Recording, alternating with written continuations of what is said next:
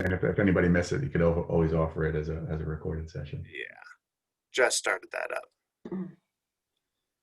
You just let me know when you're ready. I only see 8 participants, but that's more than one is enough.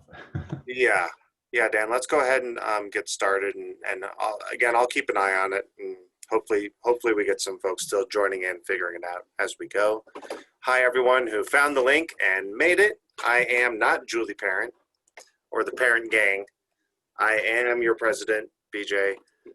Using Julie's login. Julie, if you guys didn't know, is evacuated due to Hurricane Sally. She's up 60 miles north at a hotel with little to no internet is what the last word we got from her was. So running the show here, or trying to, from a Zoom side of things. And I did find that record button, so we are recording this for posterity. In terms of other announcements, I got an email a little bit ago from Adina Worthen. I didn't know who that was for a second, but congratulations to our vice president on getting married. Thank you. Yeah, it keeps freaking me out when I see the new name. I said, who? Oh, right, that's me. That's you. That's you. Yeah. Well, with no further ado, I'll give the mic over to Lori Meacham to introduce our speaker. Hi, everyone. It's such a pleasure to introduce Dan Wacksman today. He has over 20 years of senior level experience in hotel marketing and travel distribution. Lori, if you don't mind, I'll cut all that. And I always, with introductions, I was telling BJ, usually people, just don't pay attention anyway. So if you want more information about me, you can find me at LinkedIn and see all of my, bio and stuff. Okay, perfect. Well, you know what, let's give you a virtual round of applause and welcome. Thanks, appreciate it. You bet. All right, so I will jump right in, and what I wanted to do was start with a little bit of a quiz to see how well you guys know your Google history. I'm using Menti, if you guys have used Menti before. So what you do is you pick up your cell phone and go to menti.com, and you type in that code that's on the top of the page, 5248966. And then you'll be able to answer that question. So who are the founders of Google? So you can just put that into, it's just only 8 people. So people need to, you need better participation. Is it working for everybody? There we go. Jobs and Wozniak, Laurel and Hardy, Brin and Page, or Packard and Hewitt. Who are the founders? We got one respondent. You can do it on your desktop, but it's easy to do on your mobile phone. Brin and Page. There we go. I'll wait for one more. All right, there we go. Brin and Page. So Brin and Page is right. Jobs and Wozniak, of course, is Apple. Next question is, the idea of Google started when Larry and Sergey were attending what university? Harvard, Stanford, Fordham, or MIT?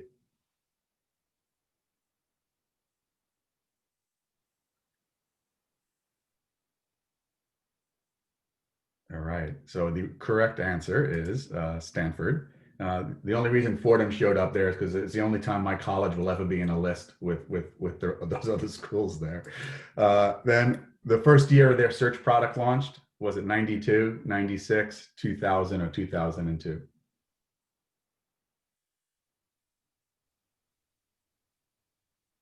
'96 and 2000, 2000.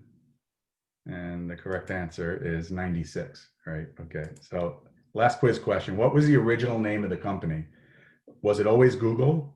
Was it Link Farm? Was it Infinitus? Or was it Backrub?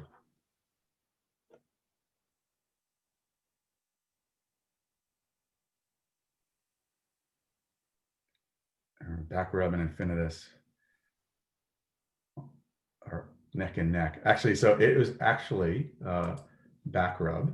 Let me just switch screens here real quickly, which is a strange name for a company if you think about it, because instead of saying you Googled your boss, you might be saying I backrubbed my boss if they didn't change the name of the company. So it was actually called Back, and this is actually the first version of the site. Can you guys still see my screen?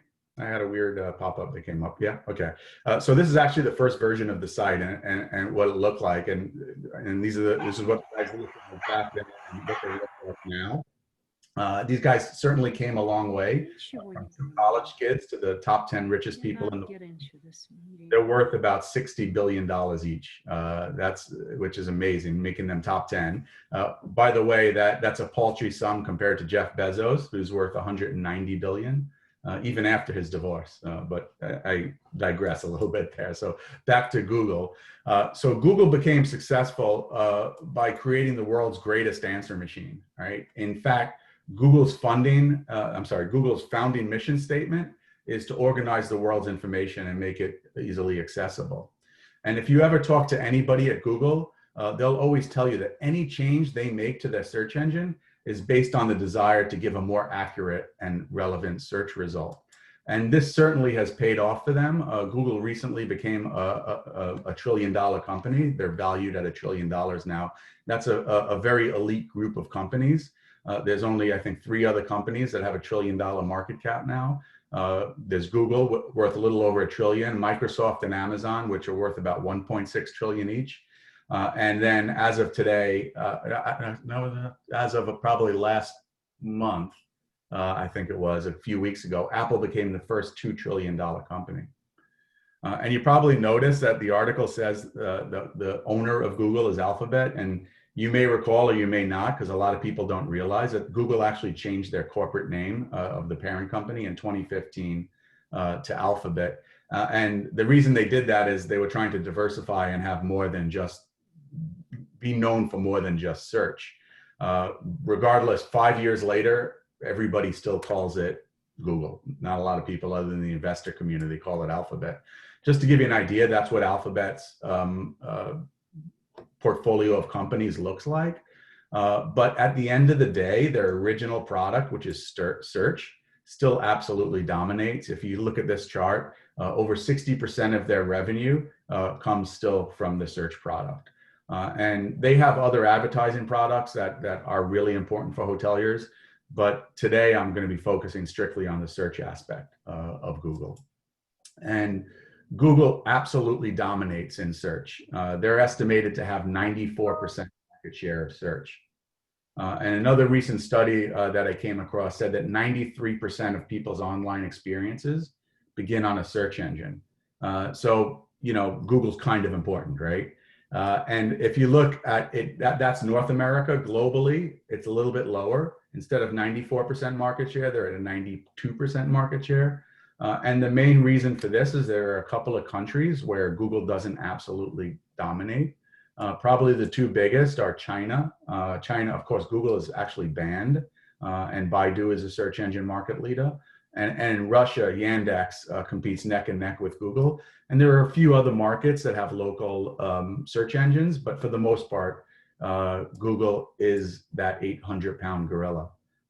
And it's especially important in the hotel industry and for hotel marketing. At the end of the day, if with 93% of people starting their search on a search engine, and with 94% of market share in search engine, essentially all roads, well, maybe not all roads, but almost all roads lead through Google. And when I think of Google, and this is because I've been in the industry a while, and we used to talk about Google, and we used to talk about it as being on Google as having shelf space. And I think it's a great analogy, because if you think of Google as a supermarket where people go to search and shop for everything, your product needs to be on the shelf. And if your product's not on the shelf of Google, and it not only does it need to be on the shelf, it needs to have a good location on the shelf. And if it's not, it's obviously going to have an impact on your ability to sell that product. So you have to get your product on the shelf. And in Google and in search, there are essentially 2 ways to get your product on the shelf. One is organic and the other is paid. And we're going to go into both of these today into some level of detail. Organic means you plant the seed and you nurture them. And in Google's term, it means that you build your site in a way that identifies it to Google as the best result for the searcher. And the beauty of organic is that it's free And if you're looking at the screen and you saw me, I put that free in air quotes. It still requires cost and effort, but you don't have to pay Google for it. So organic is very important, and we'll talk more about that. And the other way is to actually just pay for it, and that's the paid media. And again, these are the two areas we're going to be focused on for most of today's session today. Just a quick note, some of what I'm presenting today will be basic for some of you on the call, but my goal is to try to sort of demystify from the basics to the more complex. So I'm going to start with the really basic, and again, it may be beginner for some of you and some may be new for others. So I'm just going to jump right into it. In Google, that shelf that we talked about, that the shelf, the supermarket shelf, is called a search engine result page, and you'll hear people refer to it as a SERP. You know, technology type people always like to come up with acronyms to make themselves sound cooler. So you'll hear people talk about SERP. How are you appearing in the SERP? And this is a SERP for the search Hotels Seattle. And at the very top of the page are the paid searches. And you know this because it says here in red that they're paid. And then you'll also have that at the bottom of the page as well. Then in between the paid, on the top and the bottom, there's the organic. And then in the middle, there's this section that I say is it's complicated. And we're going to spend a little time talking about the it's complicated section today because it's really, really important for hoteliers. And then you have a line here, which I drew. It's an imaginary line, which we refer to as the fold. And an interesting fact about where that name came from is it actually comes from the newspaper age. The fold is where the newspaper was folded. And all of the most relevant or interesting news was above the fold. And you always wanted the best stories above the fold. And in the digital world, when we say above the fold is anything on your normal desktop screen, anything that you don't have to scroll to is above the fold. Obviously, being above the fold is more valuable than being below the fold. And being on the first page is more important than being on the second, third, or fourth page. In fact, 75% of searchers never go beyond the first page. So very, very important to get in the first page there. This concept about above the fold tends to be more of a desktop concept. And as you know, mobile has really taken over. And people are apt to scroll more than they are on mobile devices than they are on the desktop. But there are still a lot of people using desktops and even in the hotel business, a lot of our bookings are still done via desktop. While the actual traffic is done by mobile, you'll see a lot of people convert to the desktop to actually do the booking. So still an important concept. The fold is right there, and above the fold is there. So back to the SERP. This is what the full page looks like today. And I say today because I can't tell you how many times I go to Google and everything has changed or key aspects of it has changed. So you have to keep looking at it. Here's the fold that we talked about. Here's the paid ads at the top and at the bottom of the page. Here's the organic ads.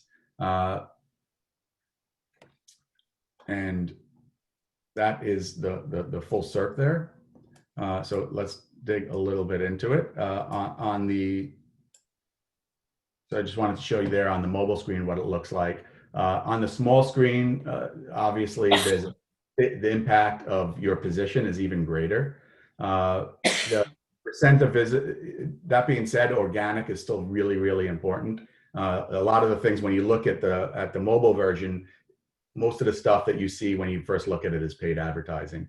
But mobile is still important because people will scroll, and organic traffic tends to actually convert higher into traffic opportunities. So organic is very, very important as well as mobile, on both mobile and desktop. So I want to talk a little bit about the two aspects, SEO and SEM. And one of the things that drives digital marketers crazy is when people talk about SEO and SEM and mix them up, they are different. When people talk about SEO, that's search engine optimization, that's organic search, all right? That's the one, again, in quotations, free. And then SEM, search engine marketing, usually refers to paid search.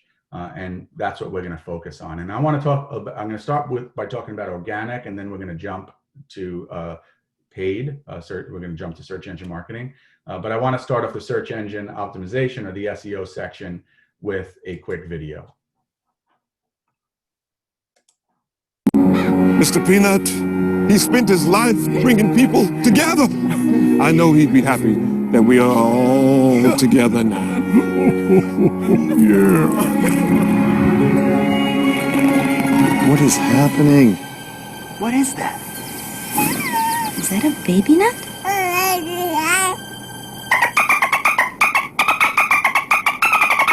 Just kidding. I'm back. Where's my monocle? So you're probably wondering why I'm showing you a Planters peanut commercial, but this 30-second video cost about $6 million, and it ran during the last Super Bowl.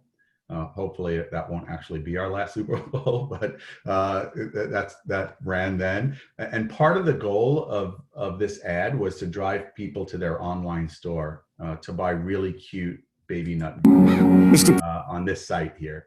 So I think it was a brilliant campaign. They launched the commercial, paid a lot for it, and launched their website at the same time. But the thing is, they forgot something. After the commercial launched, they saw very little traffic coming to their site, and they quickly realized something was wrong. And they messed up with a technical aspect of search engine optimization. So when people Google shop baby nut or baby nut, the website didn't actually come up in the SERP. So it lost them hundreds of thousands of visitors and the potential revenue that would come with that. So, I mean, it's not that important, but in case you're wondering what went wrong, is they were missing what's called the canonical tag, which essentially meant the site was not indexable by Google. Google couldn't find the site. And to be honest, the details of that are not that important. What's important is to understand that there are technical aspects of SEO that you need to get right. And when you talk about the technical aspects of SEO, you'll hear a lot about the code or tags, and it actually sounds more complex than it is. If you actually wanted to see the underlying tag of a website, all you need to do, and this is on Chrome, is right-click, and this will pop up, this outline here. You'll see this. And if you click on View Page Source, or if you click on Inspect, you'll be able to actually look at the site code. And again, I don't really read code either. It's not that important, but if you wanted to see the details of what's in the site, you could go in there and look at what's in there. And by the way, here is the canonical tag that was missing from the site. You can see other interesting things when you look at this. For example, when I look at this site, I know that by looking at the code, I could see that their e-commerce vendor is Shopify. So if you wanted to find out whose booking engine was there, you could probably do it by looking at the code. Again, not that important, but I'm just trying to demystify some of the terms here. So when you think about search engine optimization, you think about it in two ways. There's the on-page and the off-page. So on-page are things that you control on your site. These are things like keyword, links, speed, the speed of the site, which is very important. And tags, right? Like the canonical tag that I mentioned in the baby nut example. So these are all things that you control on your site. Another really important item is the off page, right? And off page are things that you do when that are not specific to your website. And this is things like external links, people linking back to your site, PR releases, and other things that allow you to do it. One really, really important aspect of off-site SEO, off-page SEO, is making sure that you're listed in all the major directory listings and that your listings are up to date. And what I mean by that is listings like Google My Business, right? Other listings are like Yahoo and Bing Places and Yelp. Those are other listings, but the single most important one is Google My Business, which people refer to as GMB. GMB also impacts your organic as well as your paid search. And this may seem very, very obvious to most of you, but you need to claim and update your My Business listing. I know people are saying, of course we do that, it's obvious. I can't tell you how many times I talk to hotels and look at their site and they either haven't claimed it or haven't claimed it. It's a very, very important aspect. And we're going to talk a little bit more about GMB a little bit later on in today's presentation.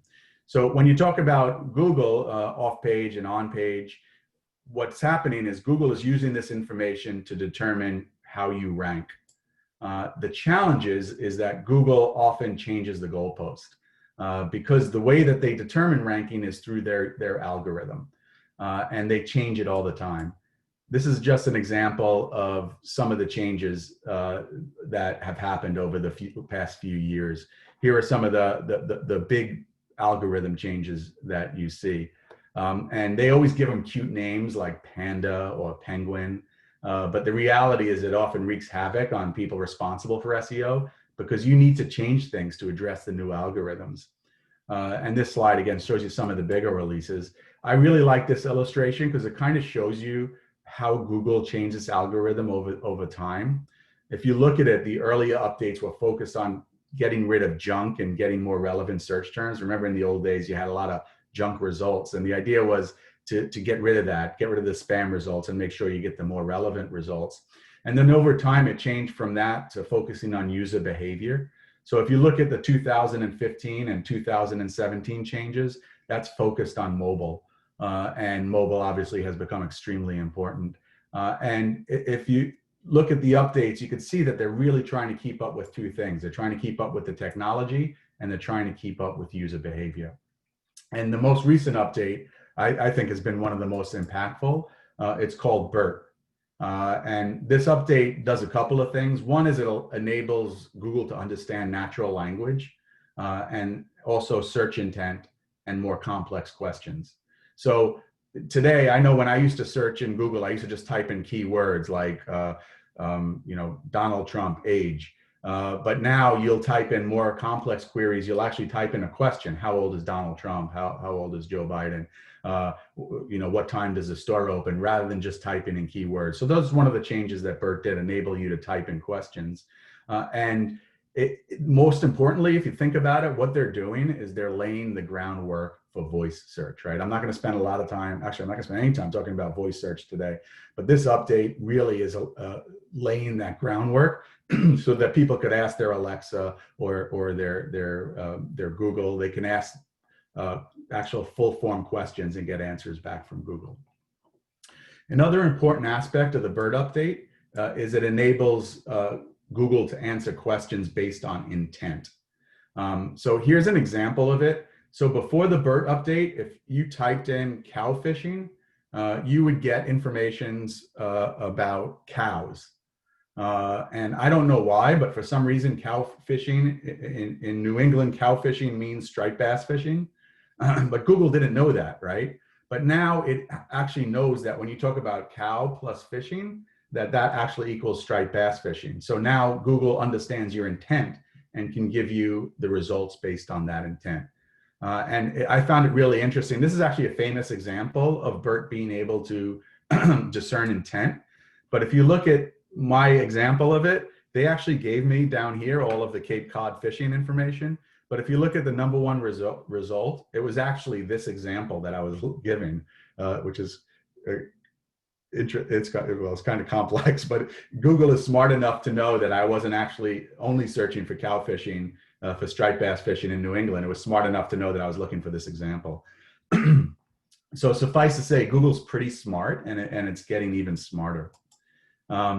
Which brings me to another change that we've seen in Google over the past year or so, and it's referred to as zero-click searches. And I go back to the example I gave you a couple of minutes ago. I went in and I typed in how old is Joe Biden and Donald Trump, which is actually a pretty complex question if you think about it. You're asking the age of two different people.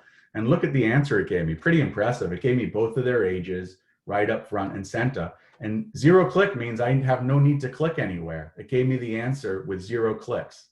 And this is awesome for the perspective, from the perspective of the user.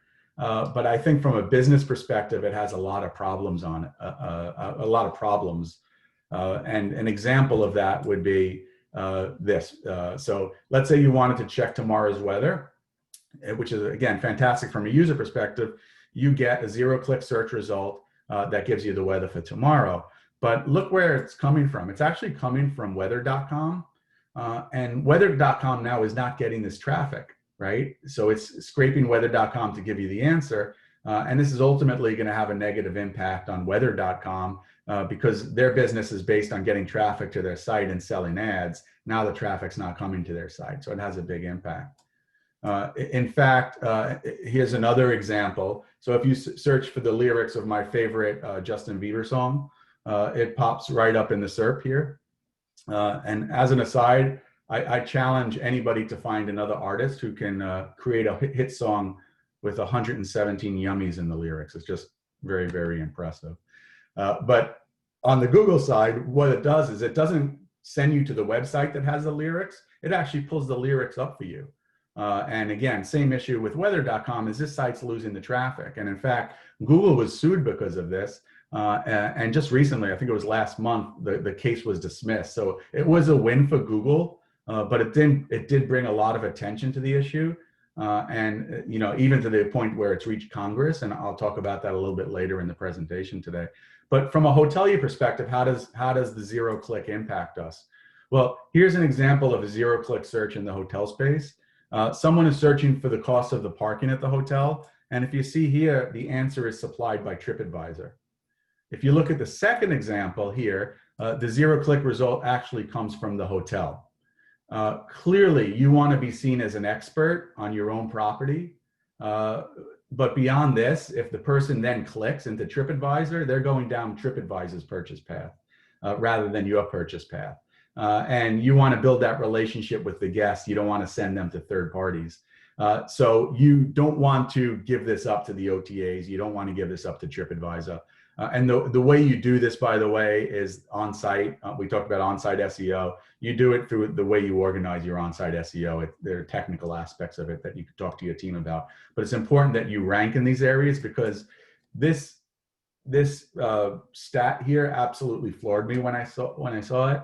50% of search results today end up in zero-click responses.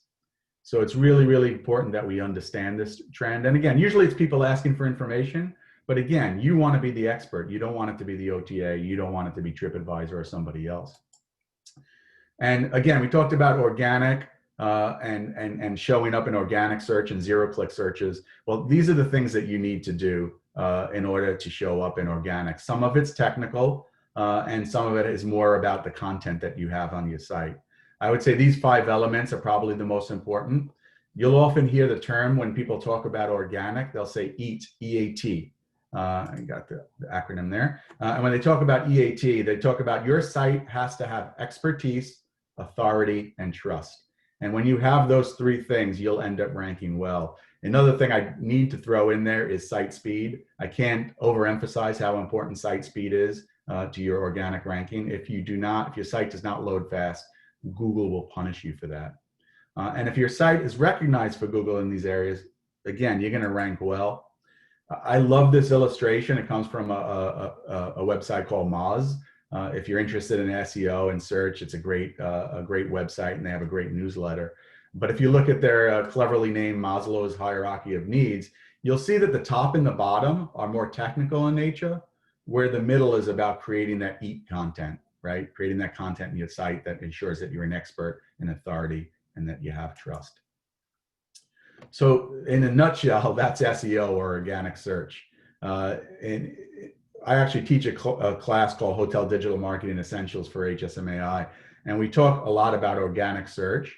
And we talk about organic search being earned media, meaning you don't pay for it, you don't buy it from Google, but you have to earn it by doing a really good job on your website, both on page and off page. Things like on page, like the technical aspects, the content; off page, like things like making sure your GMB is updated, you have links and authority. So I want to shift now from earning it to buying it, or what we call paid media. And in the Google world, you often refer to it as search engine marketing. And search engine marketing is 100% paid media. It's pure pay to play. And I want to break this down for you a bit. Okay, going back to this page. What do we call this page again? Does everybody remember what's the acronym for this page? You can put it in your chat box. I'm just making sure everybody's awake here. What do you remember what it's called? Anybody in your chat box? It's a search engine results page, but the acronym is, anybody, Bueller? Okay. I'll assume you know it. It's a SERP. Thank you, Diana. It's a SERP. Okay, so this is the SERP. And now we're going to focus on, so we talked about the organic. Now we're going to focus on paid and its complicated sections. Okay, going back to the basic again. As discussed at the top of the page, and this is the bottom of the page, you have the paid ads. Pretty obvious. The ads are right there. The red is mine, but you could see they're labeled as ads. I think it's less and less these days, but I can't tell you how many times over the years I went to present at hotels and the GMs didn't know that when you clicked on these ads that you had to pay Google, right? Every time you click on these ads, you pay Google and you deplete our marketing funds. So I always had to explain that to GMs. And surprisingly, some people, and not to pick on GMs, but I just mean, people in the industry who are not in marketing don't know that. And it's still interesting to me that that's still the case. So how does PPC work? Well, Google works on what's called a bidding model. Okay, PPC is pay per click. Every time somebody clicks, you pay Google. It's a bidding model. And what happens is you determine the keywords that you want to purchase and you set a bid amount for it. And then based on the other bids and the Google algorithm, you'll be assigned a placement on Google. You may be at the top of the page based on their algorithm, or you may be on the bottom of the page. The Google algorithm, as you probably know, is top secret. Fortunately, I've been able to decipher. So how do you choose keywords? I can't go into a lot of detail here, but there are lots of tools out there. This is the Google Ads Keyword Planner. It's a free tool from Google. Not only does this tool allow you to estimate the volume that keywords are going to generate, it can also help you come up with keywords. It can help you figure out what the potential return on ad spend would be for the keywords. This display shows that based on this keyword, Hotels New York, the sort of volume you can expect and the cost that it would be to run that campaign for a given month. So they have really, really cool tools that enable you to, optimize your keywords. And there are lots of tools out there. At the end of today's session, I'll send you a list of links of cool tools that are out there that you can use for this type of thing. Another area that's really important when talking about keywords is branded and unbranded terms. So a branded term is essentially your hotel name, and unbranded term, so an example of that would be, if your hotel is Bob's Beachside Hotel, that's a branded hotel name. An unbranded, sometimes referred to as an acquisition term or a generic term, would be Fort Lauderdale Beachside Hotel. So if you're Bob's Beachside Hotel in Fort Lauderdale, you can purchase your own brand term. And obviously, if you're purchasing your own brand term, people are looking for you. So your return on investment or your return on ad spend is obviously going to be higher because you're helping people find you. The big question that always arises there, if you're helping people find you, is this really incremental? Would they have found you anyway? Are you spending this money that you don't necessarily need to spend? And then on the other side of the ledger are generic terms. And of course, if you're going with Fort Lauderdale Beachside Hotel, the likelihood of them coming to your hotel and booking on your hotel is less likely than they're actually looking for you. But in all likelihood, that's going to be an incremental sale for you because they weren't necessarily looking for your hotel. They were just looking for a hotel in Fort Lauderdale. It's a really interesting thing because especially at the C-suite level, all they look at is the number. What's your return on ad spend? And if you're only looking at that, you should spend all your money on Bob's Beachside Hotel. But the reality of it is you're not getting incremental revenue. And sometimes that's a hard thing to explain to people. Another term that you'll come across when you talk about keywords and PPC is long tail keywords. Long tail keywords, this is an example of it here. A term like bicycle is a broad term that a lot of people are purchasing. It's hard to rank for in organic and it's expensive to buy in paid. But if you get more and more specific, for example, beach cruiser, or you go down to black 10-speed beach cruiser, you're getting more specific. You'll probably get less hits, but it's likely to be a less expensive search, easier to rank in organic, and have a higher propensity to convert. So in hotel terms, what this means is you may, Kauai is an island on Hawaii, you may purchase the term Kauai hotels. I remember I once had an owner actually yell at me why he didn't show up when he searched Kauai hotels. And I explained to him that when I do Kauai hotels, I spend a ton of money and don't get a lot of bookings. But when I get more specific and I talk about Poipu hotels, which is the little the resort area where the hotel was, I get more bookings, I rank better in organic, and it costs me less in a PPC perspective. And then if I even get further along the tail and I do Poi Poo Hotel with Kids Club, I even have better results. So you'll often hear people talk about long tail. So if you did Colorado hotels, that's all the way at the head, right? But if you're doing Colorado Springs hotels, that's further down. If you're doing Colorado Springs hotels with a pool or something, that's even further down the tail. There are additional elements that you have control over when you're doing your PPC. Headline, display URL, description, ad extensions are all things you have control over. The example I gave here is a Marriott versus a Virgin. Marriott probably manages this at a national level or at an aggregate level at least. And you can see it's a very generic ad that they pushed out, whereas Virgin Hotels pushed out a more specific ad. You can set it up so it will send out these generic ads, but you get a much better click-through rate if you have more specific information about your hotel. Other things that you need to consider when you're doing keywords is exact match, phrase match, broad match, negative match, and all these things that I have on the sheet here. To give you an example, you could say, I only want an exact match for these keywords. You can even do a negative match, and I'll give you an example. I work for a company called Outrigger Hotels and Resorts. We didn't want to show up when somebody put Outrigger and Canoe. So we put Canoe on our negative match, right? Because that's not valuable traffic for us. We know they're looking for canoes and not hotels. I also want to take a moment while we're talking about PPC to talk about protecting your brand terms. Again, when we say brand terms, we usually mean the name of your hotel. Google used to disallow companies from bidding on trademark terms. They don't allow that anymore. Anybody can bid on any term. Anybody can bid on your hotel term, including the OTAs, including the competition. But one way to avoid this is to ensure that when you have contracts with OTAs, that you try to put in there terms that say you're not allowed to bid on our brand terms, or you're not allowed to bid on our brand terms in certain markets. Because what happens is, if you look at the first example here, you'll see Farmer's Daughter Hotel comes up as #1, and they're paying for it, right? It's an ad, but it comes up #2 from Booking.com. So what this means is I have to compete now with Booking.com for this word, and it drives up my PPC, right? It drives up the cost. But if you look on the right-hand side, Marriott, I think they're the brand that protects their brand terms the best. You see they come up #1 with an ad. They also come up #1 as the first organic. So they have a choice here. They control their brand very well. They control the OTAs very well. Nobody else is bidding on this except them. So they could decide not to spend the money on this. They'll come up #1 anyway in organic, and they can spend that money on generic or acquisition key terms.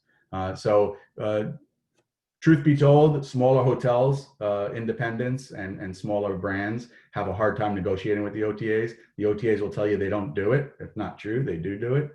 You just have to push hard and have to play hardball with them.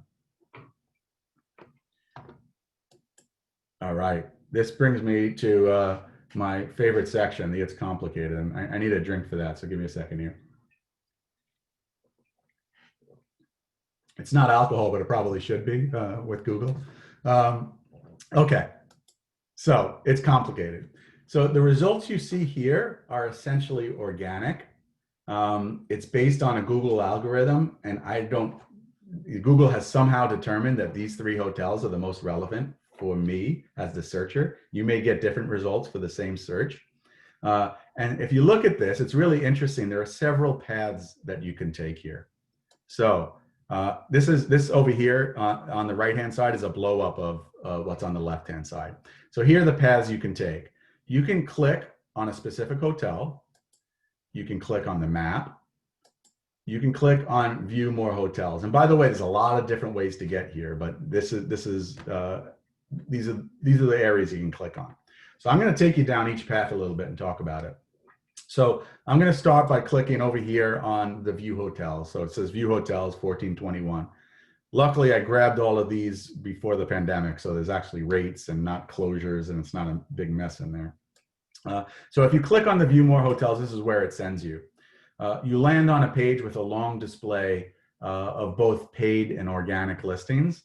And you'll see at the top here are the ads, and they're referenced as paid ads. These are known as PPA or property promotion ads.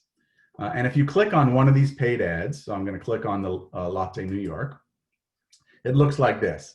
The link will take you to a page that only has your website on it. And all of the links on the page will send you, all of these links on the page will send you to the hotel website, which makes sense, right? Because you're paying for it. This is actually offered two ways. One is a cost per click, and one is a cost per acquisition or commission. And so there's a couple of ways to play in this area. If you note up here, it says sponsored. As long as you're on this page, you're still on your own paid ad. But if you click on overview, prices, review, it automatically sends you out. And we're going to look at those other areas as well. But this is, if you click anywhere other than here, it's going to send you out of the paid ad area. Okay, so back to the page. I'm now going to click on here. I'm going to click on view prices for the Refinery Hotel. And let's see what happens when I go down that path. It takes you to a page which is pretty much a pay-for-play meta search results page. So if you're not paying, you won't show up here. And if you look at it in this case, which I found really interesting, the Refinery Hotel is paying to be here, right? They're participating in this meta search, but they show up number 6, even though it's the actual hotel, and their rate is actually cheaper than all the other rates there. For some reason, the Google algorithm has determined that Expedia, Hotels.com, Travelocity, Orbitz, and Priceline are a more relevant search result. That one doesn't make sense to me. If you're cynical, you might think that it's just totally based on what they're getting paid, which it is. That's the reality of it. So if we go back to the initial SERP again, so we went down a couple of paths already. Now I'm going to click on the hotel path. All right, I'm going to go directly to the hotel here and tell Google, hey, I want to see that hotel. I want to see Ace Hotel. So what does it do? It sends me to this page. It looks familiar, all right? It has, it's actually a pretty neat page. I have a video here. Let me just play this to you and we'll walk you through it. So this page actually has prices, right? That takes you to the meta search results. It has reviews. And by the way, Google now gets more reviews than TripAdvisor.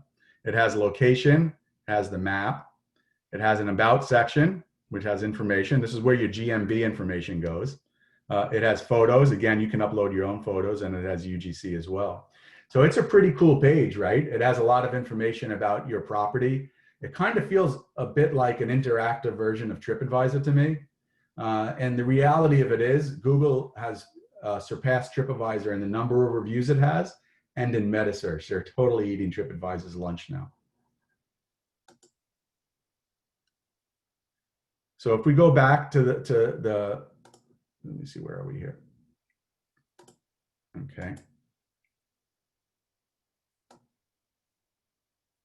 All right, so I'm on the hotel page here. Now I'm going to scroll down the page a bit. And when I scroll down the page, it takes me to the meta search. In this case, Ace Hotels participates. You'll see that they come up as number 1, but they're also obviously bidding against all the OTAs there in the meta search. They're right there. Okay, there's one more path I want to discuss. Let's say you type in the hotel directly. So this is one where I typed in the hotel, Outrigger Waikiki, that's the name of the hotel. If you look at this, they've done a really good job with this, right? If you see, there's no paid ads here, right? So it means that they're doing something right in the fact that nobody else is bidding on the term. They come up number 1 in organic, which is fantastic. But where does your eye go? Your eye tends to go over here to the GMB listing, right?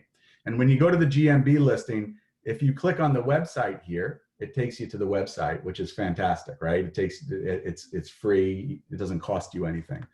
But if you look at here, that big honking blue button, where do you think people are going to click? Are they going to click on that little website thing, or are they going to click on that big honking book room button in blue there? People tend to click there, and when you click there, it takes you back to a meta search page. And if you're not playing in that meta search page, you don't show up. And if you look at this, the hotel does not show up here because they're not playing in the meta search. So if you go back here to this page again, one thing that Google just announced, and there's not a lot of clarity around it yet, is they're now offering enhanced GMB listings. My guess is, and it's not in the first iteration, it's not there. My guess is they're going to make us pay for this at some point, just like TripAdvisor did with business listings, right? So the only organic result is this one here, but they're trying to divert the traffic to a channel where you have to pay. Oops, went too fast there.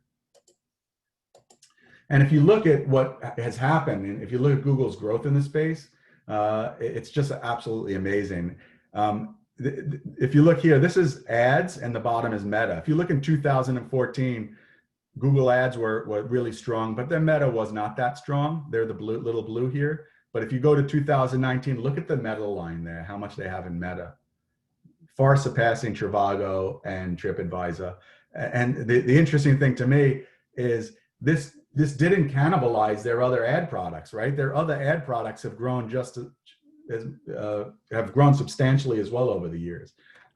So again, back to my original point, Google is kind of important. I know I took you down a bunch of paths and it could get really, really confusing. And there's actually other ways to enter. You can enter through a map, you can enter through other ways. But the reality is right now, there are 3 ways to advertise paid on Google. There's Google keywords, right? That's the PPC that we talked about, the keywords that you purchase. That's the granddaddy, that's their huge revenue generator. Then you have the Google hotel ads, which is their meta search. And then you have property promotion ads, which is fairly new. So those are the 3 ways to advertise. So now I'm going to give you guys a little bit of a test to see how well you followed all of that. Okay. So in your chat box, okay, everybody wake up, get your chat box ready. I want you to tell me paid or free. Okay. So the red box here, is that paid or free in your chat box? Awesome. Not sure what gave it away. Maybe that ad language there. Paid. How about down here, this one?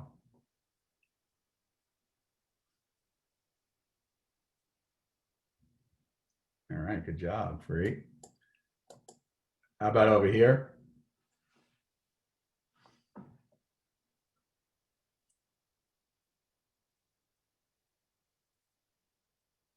The reality of it is free, but it doesn't take you to the website. It takes you to another area. So I say it's complicated, right? So trick question there. Okay, paid or free?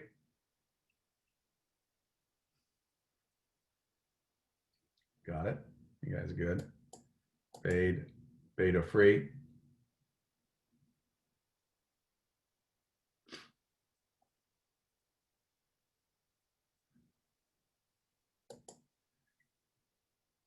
This one is actually free, but it's a little more complicated. I'm not going to go into that.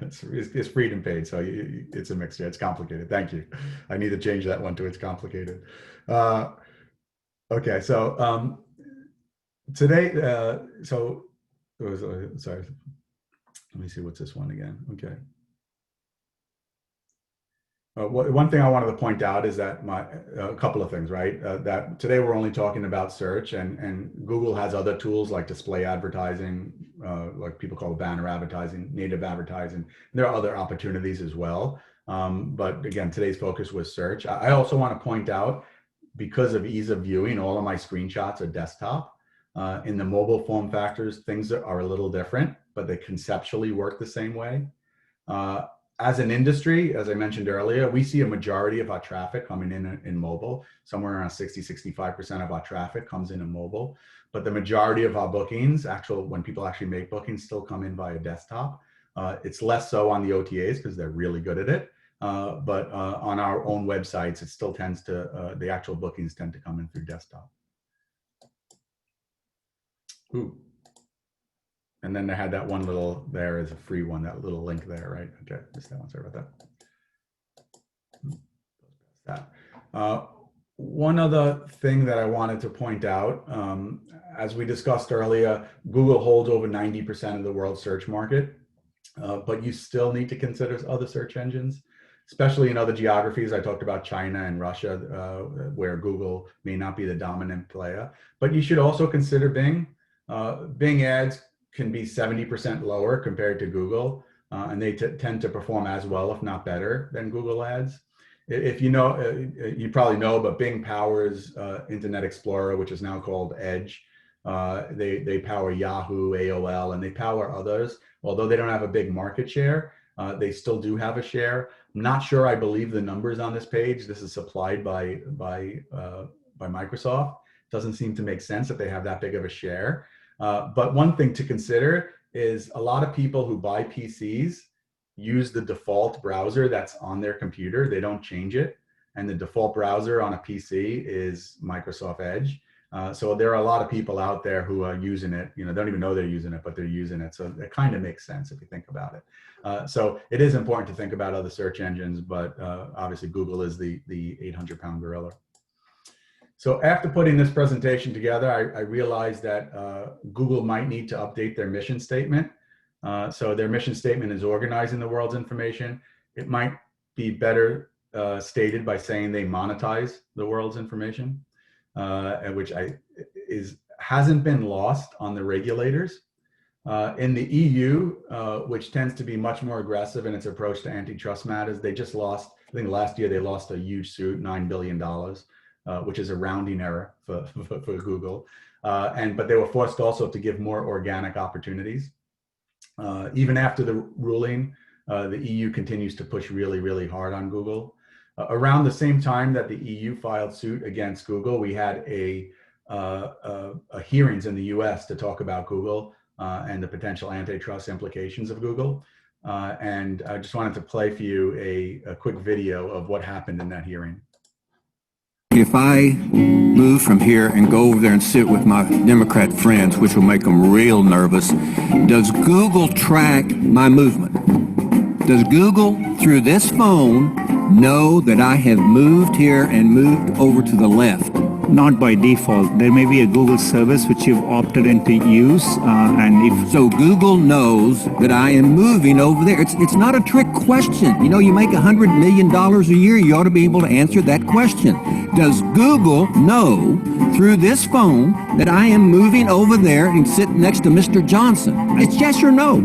I won't be able to answer without looking at... You can't say yes or no. If you Google the word idiot under images, the picture of Donald Trump comes up. I just did that. How would that happen? How does search work so that that would occur?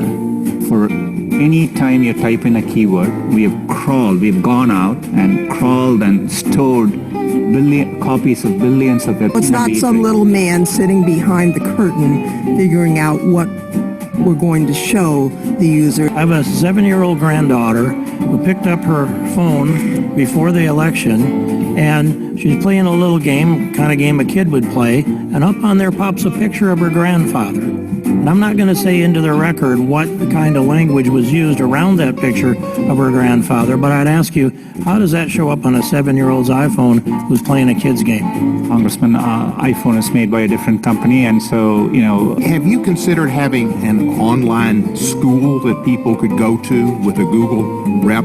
You could kind of log in and kind of ask questions or have Google...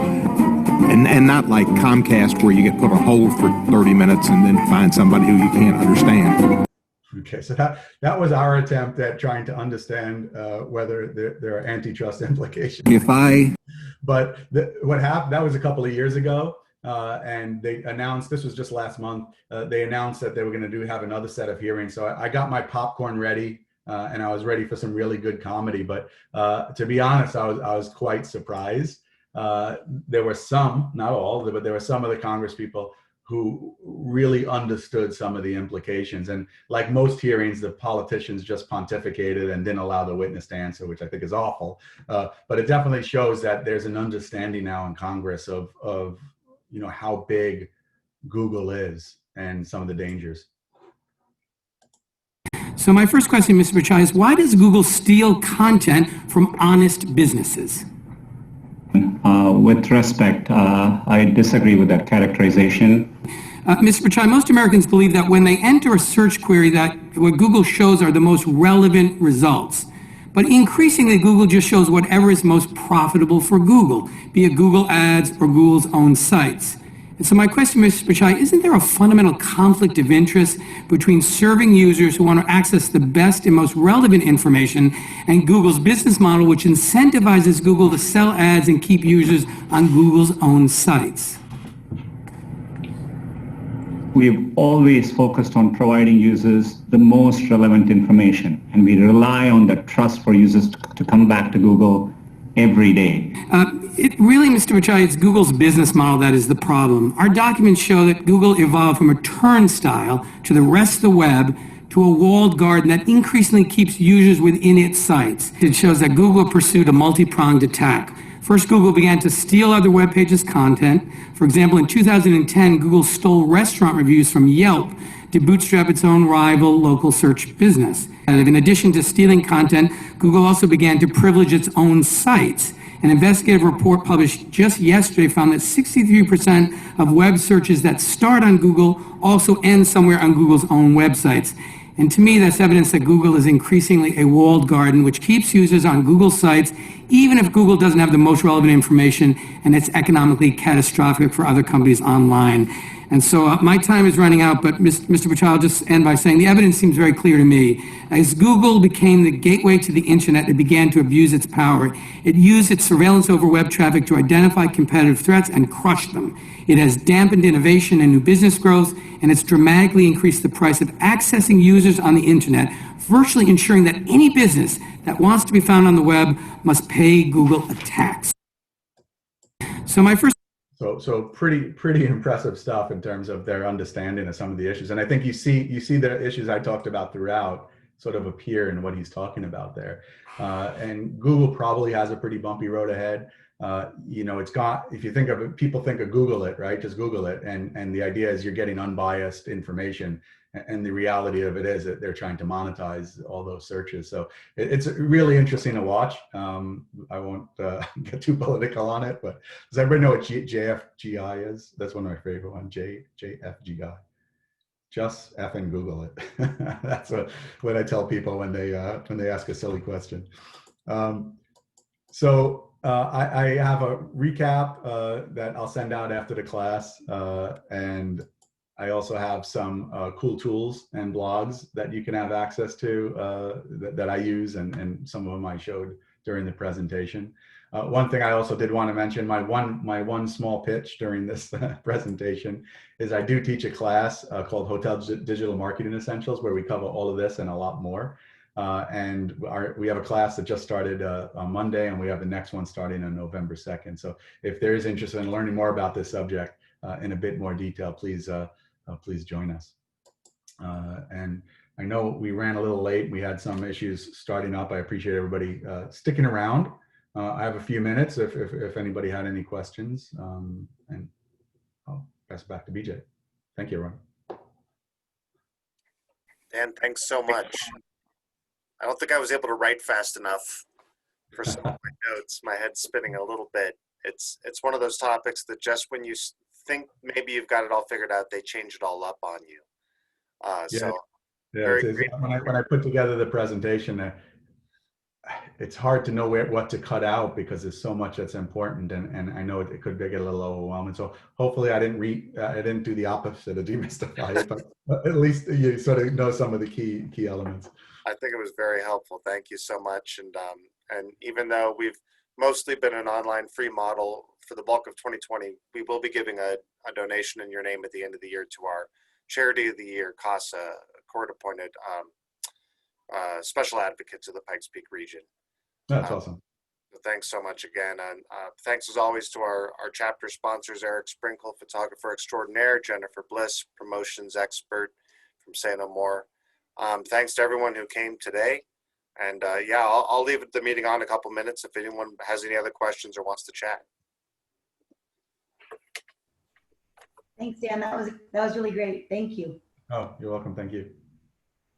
Thank you, Dan. Well, I learned a lot. Cool. Thank you, Dan. It's great. I'm doing it. Well, I'm doing it again in an hour. So anything that was confusing or should have more or less of. No, it's a huge topic. So I think you just jumped right in and we got a nice big bite of it. I mean, that's the best thing you can do really for stuff like this. Okay, cool.